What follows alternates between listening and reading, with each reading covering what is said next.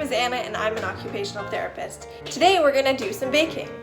Baking is a great activity to do with kids because it's a chance to work on a number of different skills. There's scooping, there's pouring, there's stirring, a chance to have both hands work together, and even some sneaky math in there. It's also really adaptable to the skill level of the kiddo. The best part, getting to eat something delicious at the end. So come on, let's get baking. Today we're going to make gingerbread bars. To make the gingerbread bars, you're going to need a half cup of softened butter or margarine or shortening, 1 cup of brown sugar, a 1/4 cup of molasses, 1 egg, 2 cups of all-purpose flour, 1 teaspoon baking soda, 1/2 teaspoon of salt, 1 teaspoon cinnamon and ground ginger, a 1/4 teaspoon of ground cloves, and a 1/4 teaspoon of ground nutmeg.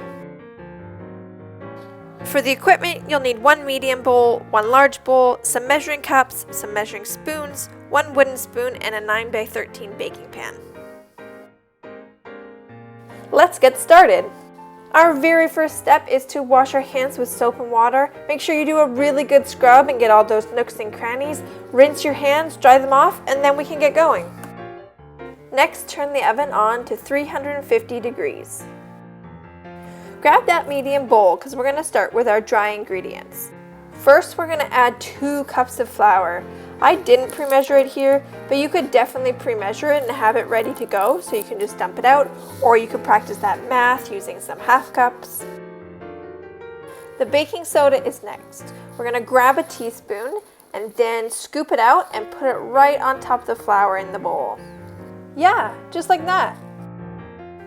Now let's grab the salt. We'll need 1/2 teaspoon. I'm using a cup to pour over because my salt can get pretty messy. Now put it in the bowl with everything else. Next is all the spices. First is 1 teaspoon of cinnamon.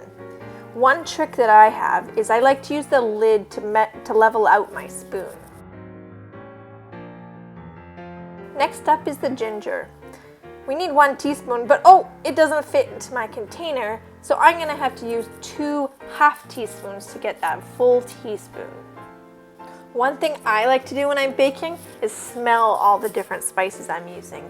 I think in this recipe, my favorite is the cloves. Our last 2 spices are nutmeg and cloves. We're going to need a 1/4 teaspoon of both of these, so scoop them out of the container and then put them right in the bowl. Now grab your wooden spoon and mix everything all together. It's going to smell really good. Now put your bowl with all your dry ingredients aside and grab your large bowl. First put in your 1/2 cup of butter, margarine, or shortening. Next we need to add 1 cup of brown sugar. I pre-measured it, so I'm going to scoop some with a spoon and scoop some with a measuring cup, and at the end I'm just going to dump it all out because I know it's all ready. So adapt it to whatever level your kid is at.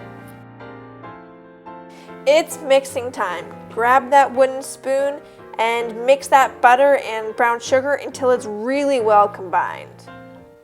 Next we need to add 1 egg.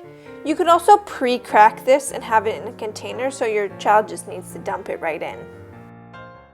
Let's grab that wooden spoon again and mix until it's all together. There are lots of stirring opportunities in this recipe. Next up is the 1/4 cup of molasses. I like to do a little trick where I put a bit of oil at the bottom of my measuring cup, so then when I put the molasses in, it doesn't stick to the cup and it comes out really nice and smoothly. If you don't have any oil to put in the bottom, you might want to grab a spatula to help scoop some of it out. And it is stirring time. You want to mix until it kind of looks like a mud puddle, but it probably doesn't smell like a mud puddle. Now we have to put our dry ingredients in our wet ingredients. I like to put my dry ingredients in a little bit at a time. 3 pours should do it. Each time you put in a bit more of the flour mixture, make sure you do a really good stir and mix everything together really well. We don't want any pockets of flour at the end. When you're all done mixing, put the bowl aside and grab your 9x13 inch pan. Next up, we've got to grease the pan. I'm using the paper from the margarine that I used earlier, but you could use Pam or any other oil on a paper towel. Now we have to grab that bowl we put aside and put all of our dough into the pan. This might be a 2-person job with 1 person holding the bowl and another person getting all the dough out with the spoon. Once the dough is all in the pan, we need to spread it out and get it into every corner and kind of flatten it out. I find this easiest to do with my hands. And there it is, ready for the oven. Time to put it in the oven. It's going to be hot, so make sure you ask an adult to help you with this. Bake at 350 degrees for 14 to 16 minutes. When the timer goes, check to see if the bars are done by poking it in the middle with a fork or a skewer and checking for crumbs. As you can see, I put a bit of glaze on mine, but it's totally optional and it's delicious without it. If you do want to make the glaze, mix a half cup of icing sugar with 1 to 2 tablespoons of milk or milk substitute with a 1/4 teaspoon of vanilla in a bowl or a measuring cup until it's kind of a drizzly consistency. Time for the taste test. Enjoy!